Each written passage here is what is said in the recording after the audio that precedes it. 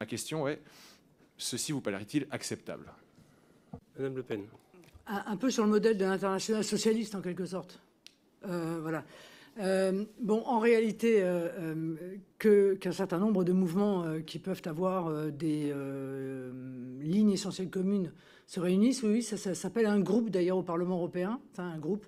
Donc vous avez le groupe ECR, où il y a un certain nombre de personnes qui partagent d'ailleurs ces sujets de lutte contre l'immigration, de souveraineté nationale, du refus d'une structure supranationale du type Union européenne antidémocratique. Il y a aussi Identité et démocratie, ça s'appelle un groupement de partis. Et ceci n'a évidemment rien de contestable. Quant à M. Bannon, oui, il avait effectivement cet objectif. Et j'ai d'ailleurs été amené à être interrogé par la presse et j'ai dit ce que j'en pensais, à savoir que je pensais que ça n'avait absolument aucune chance de prospérer. Voilà. Que la vision américaine de M. Bannon se confrontait très clairement à la culture européenne et à la culture des différents pays européens et qu'une structure telle que celle-là n'existerait pas, ne fonctionnerait pas, même s'il arrivait à la créer. Voilà, donc c'était une sorte d'espoir, sûrement, dans l'esprit de M. Bannon. Mais ça n'était absolument pas un projet qui a vu le moindre début de concrétisation, et en tout cas, moi qui ne m'avais, dès le départ, absolument pas convaincu.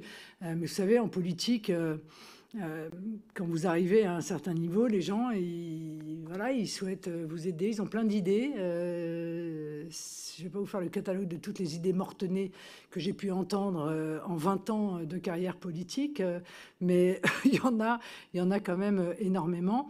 Voilà, j'ai été clairement, j'ai dit que ça me paraissait mort-né, pour le coup, ce qui était le cas.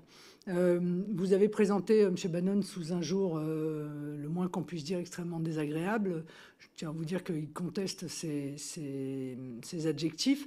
En l'occurrence, c'est un homme intéressant. C'est intéressant de discuter avec lui. C'est intéressant, c'est un homme intelligent, intéressant. Nous sommes vus effectivement 3 ou 4 fois, même pas, 3 fois peut-être. Ça fait un certain nombre d'années d'ailleurs que je ne l'ai pas vu. Et à l'époque où je l'ai vu, je crois qu'il ne travaillait déjà plus avec M. Trump par ailleurs. Bon.